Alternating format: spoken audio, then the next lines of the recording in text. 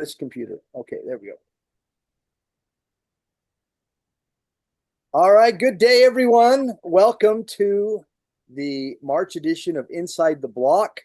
This is a program where we talk to executives and leaders in the hospitality industry, and we discuss common challenges and things that we're seeing in the industry. And today I am joined by four panelists, and I would like to introduce them to you and have them talk a little bit about themselves and their experience and what they're seeing in the hospitality industry. So let's start with Vicki Raposa. Vicki, welcome. Thank you. Good morning, everyone. I just want to start not talking about me, talking about my Cubs. I know we have Don on today, and he is in Chicago. So today is opening day, and I'm super duper excited. And I'm even more excited that Rizzo is throwing out the first pitch today. So go Cubbies today. That's my first welcome to everybody. And I'm so glad, Don, that you are a Cubs fan and over there shaking your hand instead of saying boo White Sox. So go you. You're already on my love list. I've been around for a long, long time. I hate to say it, but almost 30 years in and out of many different venues. I worked for Hilton Corporate, Wyndham Corporate, IHG Corporate, sales ops, training, QA. So you name it, I've done it. I've been around a long time. I've learned a lot. I'm still learning every day. That's a little bit about me. I grew up in Chicago. I live in North Carolina now. My husband is a Southern boy. So that's where I chose to go. And thank goodness, because it is cold in Chicago. So there you go. There's a little bit about me. All right, awesome. Well, welcome, Vicki. All right, let's Hey. learn a little bit about Will Darrah. Come on, Will. Tell us what, Hey what guys. you got going on. Hey guys, Will Darrah.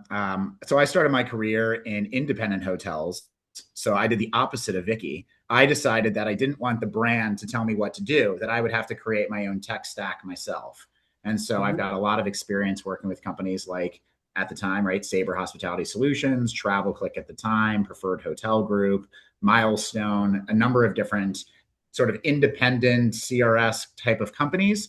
But my background was predominantly in revenue management and how to basically build the mix of business for a hotel and yield rates appropriately. So I started my career in independent hotels. I actually then went to go work for Travel Click for 10 years, specifically in the CRS business, running that program for about 10 years. And then Amadeus acquired Travel Click. And then I was at Amadeus for about 4.5 years, helping hoteliers around North America, with their yielding strategies and things like that. So much of my background is figuring out need-based dates, how to fill demand, what happens if group blocks fall out, what happens if the OTAs are taking too much of your share, how to shift the share back to brand.com. Things like that is where my background lies. I reside here in Scottsdale, Arizona, and happy to join the panel today. Thank you. All right. Well, again, welcome, Will. All right, Tonianne, is it Pescitello? Is that correct pronunciation, or is it Pescitello? So the Americanized version is Pescatello. Okay. The Italian version is Piscitello. All right. Well, tell us a little bit about Tonianne.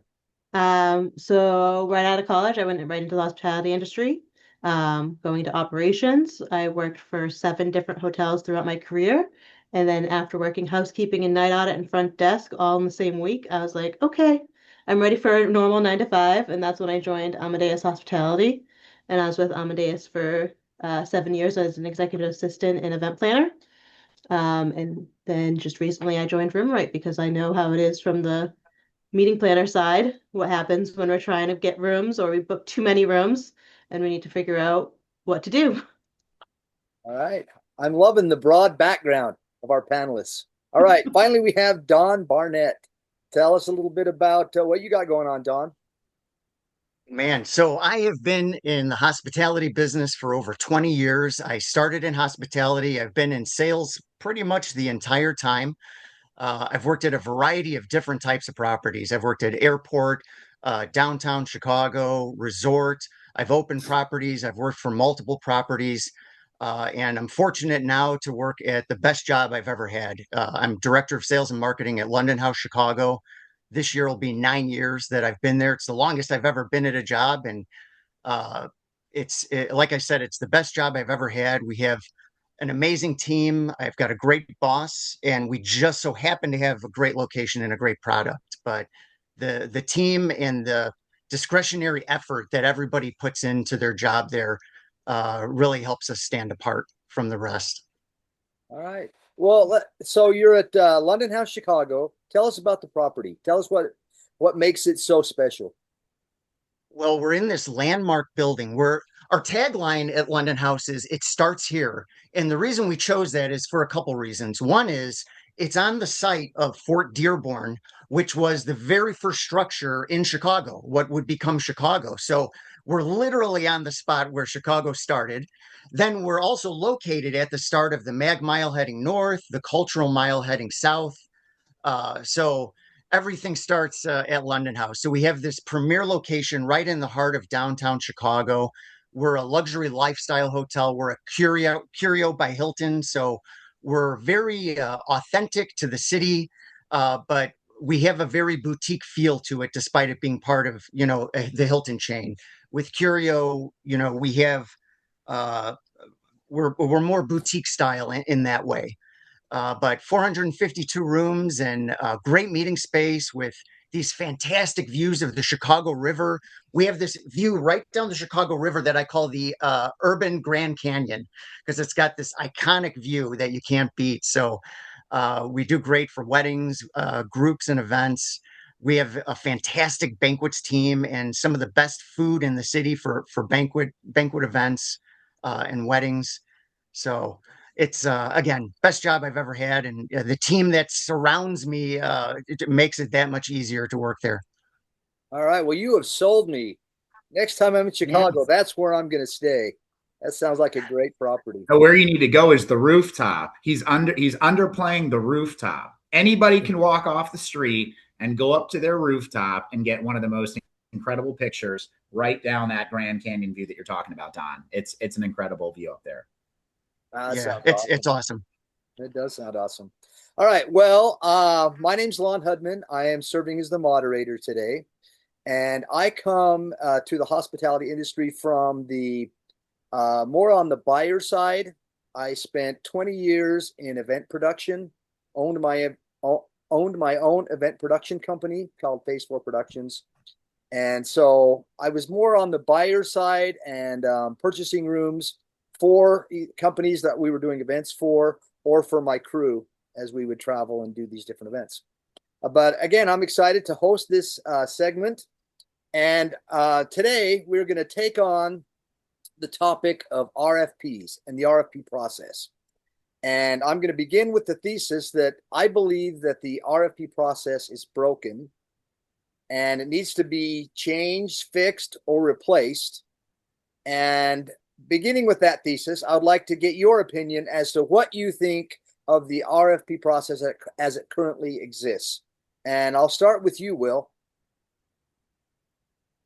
Well, I think that, so your thesis about the RFP process being broken, I think that twofold. One is, I think hoteliers, and Don, I'm sure you'll correct me if I'm wrong here, but I think hoteliers predominantly focus on the big stuff, right? The largest accounts that are coming into the market, the largest accounts that are taking over, they need multiple hotels. And I think there's a lot of great technology applications out there that, if you will, do the bidding process for those RFPs. Now, certainly where I think it's a little bit broken is content, and being able to make sure that your content is correct and updated in these RFP bidding platforms that then puts yourself out to AstraZeneca, Coca-Cola, Bank of America. I would say most directors of sales, I think, know the big names. So I think that's not as broken as the smaller accounts. And so I think that the technology to make sure that you're accurately portraying your data going out is one potential miss. And then secondarily, I think the second miss is many people are getting the large accounts, but a lot of the smaller accounts are falling through the cracks. So Don, coming from the hotelier standpoint, do you agree with Will? I agree definitely with the sense that you have to keep your content up to date. Make sure that all your meeting rooms are up to date. I think it's important that hotels put in the value of what they're offering as well when they're putting in that content. If you have Wi-Fi service, put the value of what that Wi-Fi service is at your hotel. What the typical room rental costs, providing all that information up front. A lot of people, we all like to do research ahead of time now before we get into the buying process. So as much information you can put in that content to help people research and provide that for them, it's going to make them easier and frictionless to work with you. So provide as much information and content up front as possible. So I agree with Will in that respect. All right. Now, Vicki, and to touch on the other point too about large accounts and small accounts, I won't speak for everybody in hospitality, but I would say it's not as much about paying more attention to a large account versus a small account. From the hotel side, we're looking more at what they have and what what the hotel has available. What are our need dates? Because we might have all of our ballroom space, all of our conference floor space booked, and we only have like these 2 small breakouts available, which would be perfect for that small account where we get that RFP. And then we get really excited because that RFP came in and it's for 30 people and, oh, this would fit perfect in our Dearborn room. So let's do what we can to try to fill that hole. So I would say business is kind of looked at more strategically versus size of the account. It really depends on what the availability is at the hotel. all right. Vicki, you have probably seen the RFP process from both sides. What's your take on the current status of the RFP process? So you just want me to say what I said yesterday, which I'm going to. My last role was an IHG corporate role, and I will tell you, and I know Tonianne's going to touch on this, so I'm not going to take that from her. I'm going to let her talk about that. But I will say that number one, RFPs, as everybody knows, get sent out to all hotels, lots of hotels, right? And when the request for proposal comes out, it goes out to everybody. And I think that there is some shortcomings with how quick we respond. Not only how quick do we respond, but then you're waiting for the meeting planner, the buyer, you're waiting for contracts, you're then getting connected to hotels. I think sometimes the process just takes too long. There's too many layers of what you have to go through. And sometimes you miss out on opportunities that way. All right. I do. Tonianne, what's your take on this? From the meeting planner perspective, you also have to deal with your stakeholders who they want one hotel, and that's the hotel they want. So they can reach out to the hotel, and we can reach out and just not hear back. And like Vicki said, and then you get the price from the hotel, and they say, no, we don't want that price. And the meeting planner becomes the middleman between the hotel and the stakeholders that want the certain property at a certain price. They want these dates. And on the meeting planner side, there's sometimes little wiggle room, at least on the corporate side, in the RFP process. And so then you're waiting. Yes. Then or you're we waiting. have that, and then we book something, and then we have that one executive who refused to stay at Hilton's and must stay at Marriott's, or vice versa. Right. So then we have attrition because we can't fill the block because some people don't want to lose their status / points. Interesting. So, Will, getting back to what you first said, I'm sorry. Vicki, you want to add something? Is that right, Vicki? Did you want to add more? I just was going to say also that some hotels right now, and for several years now, sorry, I think my internet connection is not great. So if you guys can't hear me, I apologize. If they don't have a sales staff, if they don't have a full sales staff, you also have RFPs that are not being responded to right away. And again, I'll go back to the same thing. If you don't respond right away, you miss out because they're selecting somebody else. But Will, getting back to what you first said, where you think it's broken in some areas and maybe in some areas it's still kind of functioning. Who would you say, if it is broken, where is the greatest pain? Who is feeling the most pain with the RFP process currently? Well, I think so. to go back to I was the Hotel DuPont in Wilmington, Delaware. Everybody wanted to stay at the 4-star hotel because there's only one 4-star hotel in the market. So it's up to me of whether or not I want the business or I want to pass the business. I could lower my rate and take the business, or not lower the rate and pass the business to Courtyard Marriott, Homewood Suites, DoubleTree, right on and down the line. So where I think it gets a little interesting is, right, like I think the points thing is very interesting in terms of there are certain groups that want to be able to get the points or get the kickbacks, and the brands are willing to do things like that. I don't have any points or kickbacks willing to give, but I'm going to give you a premium experience. So I think that two things. One is to go back to the content discussion is when hotels don't portray their content, their RFPs, visuals, landing pages, to be able to demonstrate, whether it be through video, whether it be through schematas, diagrams, right? As Don talked about, the ability to demonstrate all of your information, the ballroom versus the breakout rooms, how much square footage you have. I think there's a whole content strategy to position yourself appropriately. Where I think, again, and everybody kind of knows this in their market, is if I'm a hotel that is sort of the market leader or has the most square footage in the space, I was like, they mostly get asked first, like, hey, do you have something that can fill our needs? And if they don't, right, then it kind of goes on and down the line. And so I think that's where it gets a little bit opportunistic, but broken for the people down the line. How could they better portray themselves? How could they better, demonstrate that they're a great opportunity, or they're closer to the river, or that they have great dining outlets around them, or things like that? A number of those different things. I don't think that the content is really catering or could cater better to opportunities like that. Anyone have anything they'd like to add to that? If not, I have 3 questions that I am just going to pose to the group. Okay. Anyone can answer, add their opinion to these questions. And then I have a kind of a closing statement that I'm going to ask for each of you to give a closing statement, an opinion. So anyway, first question is, does new technology help or hinder the RFP process? I'll take that one out of the gate. I think it definitely helps.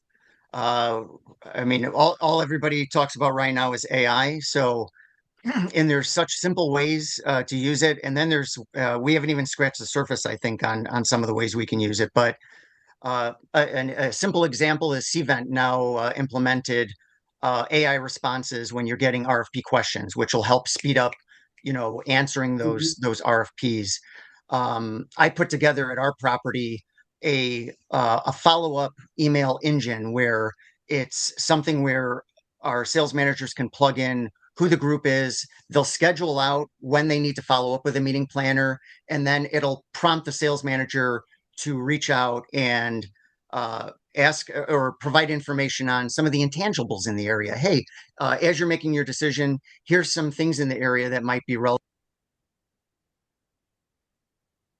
Kind of froze.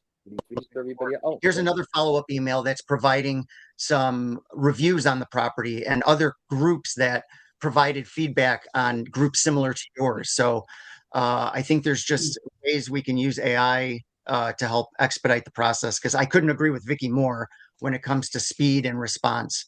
I read something that a meeting broker said that 72% of first respondents win the business. So you really need to focus on being that first responder or in that top 3. Yeah, Vicki mentioned that to me yesterday, that it's often, very often, it might be 70% or more, the first responder is going to get the business. So anyone else want to comment on the... And again, yeah, go ahead. Go ahead, Vicki. Sorry, I was just going to piggyback on what Will said. And I guess it's also, I was just going to piggyback a little bit on what Will said. It also, sorry guys, I don't know what's going on here. I'm not sure if you can hear me or not, but it also depends on your location as well, because as Will said, if you're in a location where he's the #1 head honcho and everybody wants that hotel, then it's a little bit different than what Don and I are talking about with your regular response time. time is delayed, and if it's delayed, then you're not getting the business. But I just wanted to say, for Will's example, he has, he's a superstar at that particular hotel, right? So he may not be losing out as everybody else is. But what I will say, to bring it back to your question, Lon, about whether or not technology is helping or, one, I think that there's more options than ever before, right? From a technology standpoint, to put your content out there, to index yourself, and right, AI is going to be able to pull that content to be able to hopefully position yourself appropriately. So I think somebody reviewing that content, reviewing your images, reviewing all the stuff is king. I also think that on the reverse side, we all know who the big RFP tools are. That doesn't mean that I believe that the smaller groups are going unnoticed, or they may not be using these tools, or they may be reaching out to hotels directly.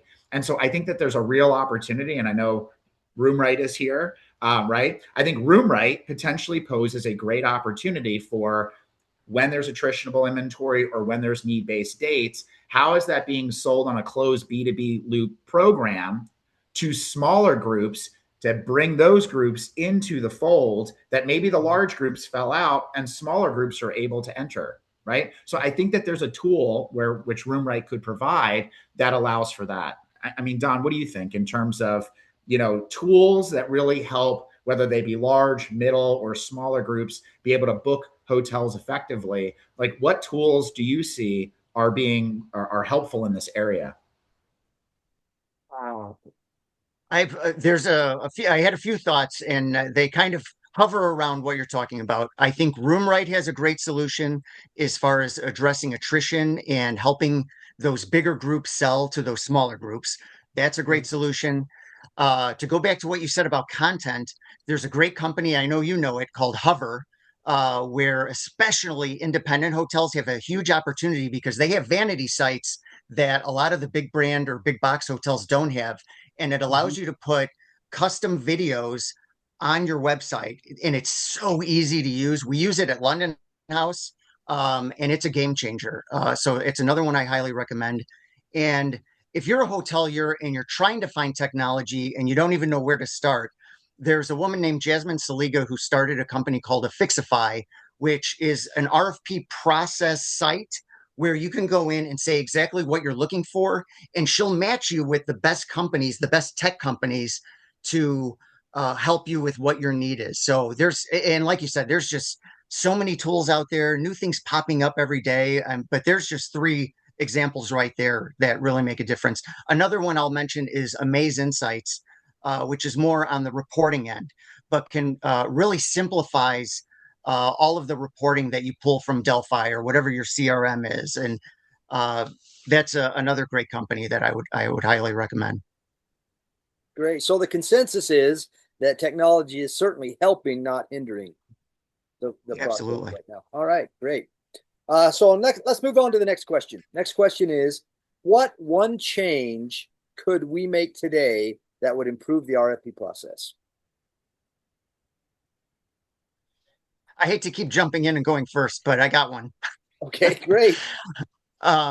Transparency on both ends, and I'll give you a few examples. So on the hotel end, as far as transparency goes, things that would be helpful to meeting planners is if they're reaching out over what you know is a citywide event in your city, instead of just turning it down, send an email to that meeting planner and say, hey, I just want to let you know that there's a citywide convention going on. You're going to find high rates and limited availability everywhere. You may want to consider some alternative dates. And by the way, here are some alternative dates for you. But I think being helpful and being a resource in that respect, being transparent about what's going on in the market, and then just being transparent about things in your hotel as well. If there's a rooms to space issue with the group that they're presenting you, I like being transparent, just saying like, look, we have to maximize our space and our rooms. And, if you only have 10 rooms and you need my ballroom, that's not going to work for us. So technically we have it available, but I just can't offer it to you.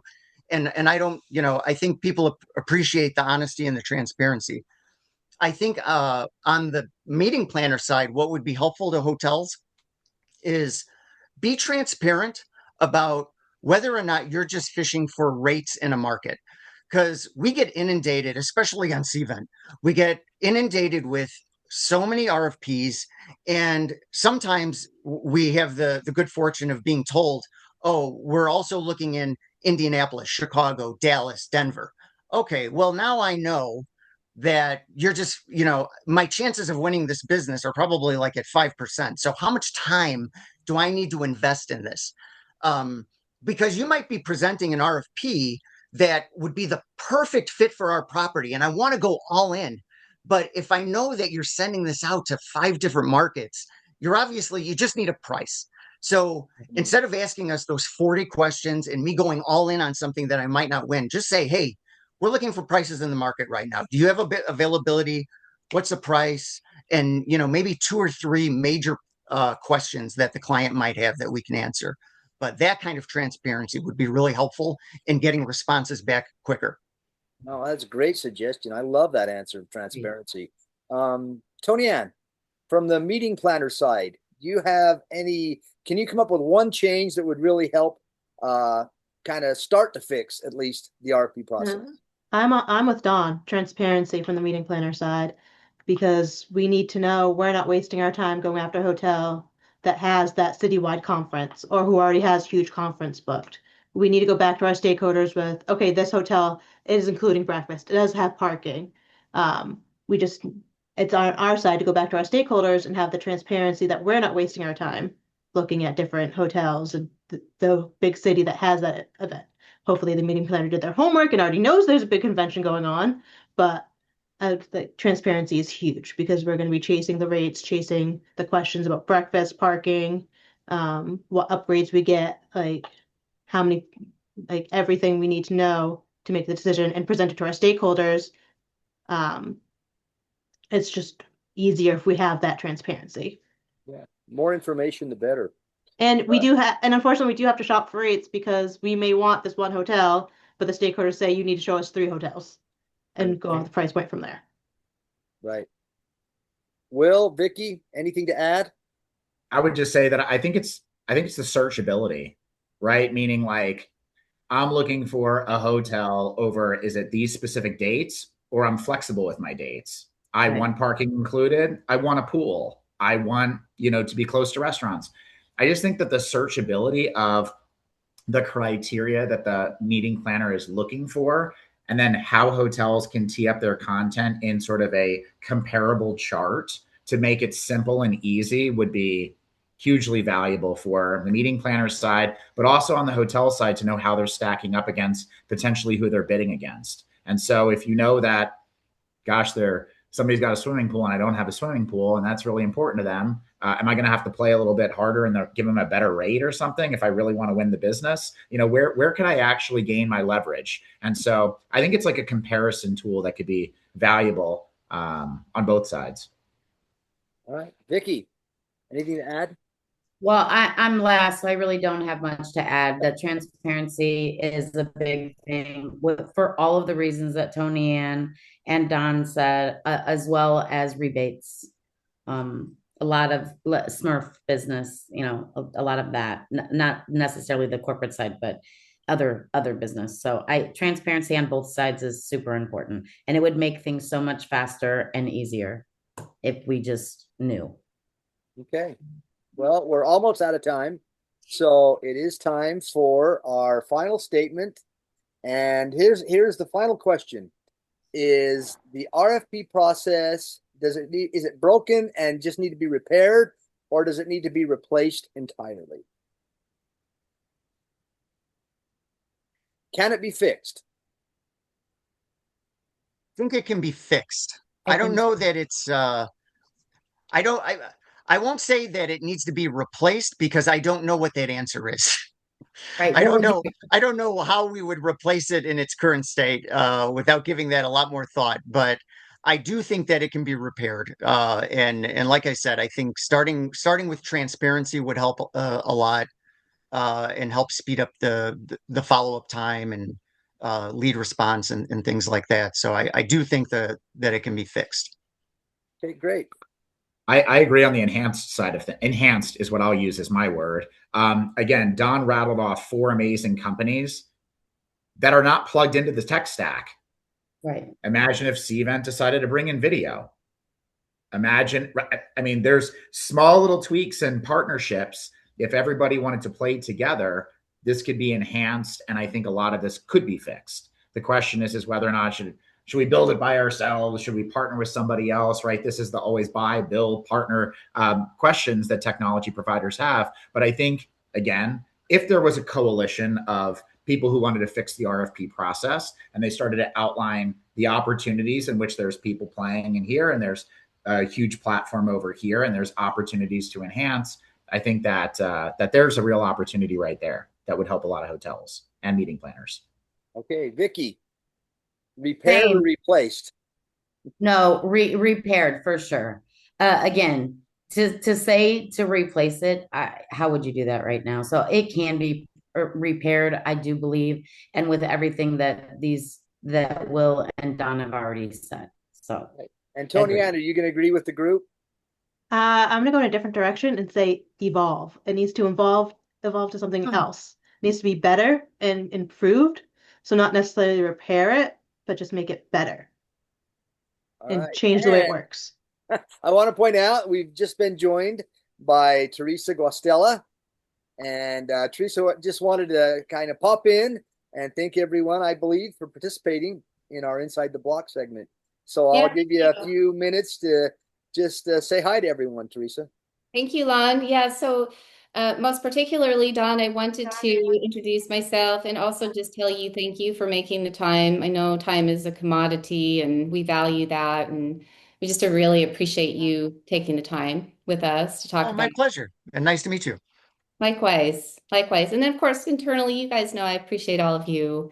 Lon, thank you for doing this. And Will, you've got a million things running around. Thank you for being here, Tonianne and Vicki. I know it's your first week and you've dove in pretty quickly. So yeah, I hope it was a good conversation. Was it? No, this is great. Great. A lot of great comments. And T, I'm glad you could join us. I'm kind of glad that you couldn't join us early on because we got into this whole discussion about the Cubs, and I know you're a Cubs fan as well. And it is opening day. I'm a huge baseball fan, and I'm excited, but I'm sorry that there are so many Cubs fans on here. Hey, be nice. But I just I just want to thank everyone for participating in this segment. Obviously, the Inside the Block is something that we want to keep going moving forward. It is a series that is sponsored and hosted by Room Right Group Solutions, but it's an opportunity for us to gather industry experts and talk about challenges like the RFP process. And I just appreciate all of your experience and your comments and your suggestions. I think it was a great program. So thanks, everyone. Thanks, Lon. Okay. Thank you. Have a great day, everybody. Take care. You too. Take care. Bye-bye.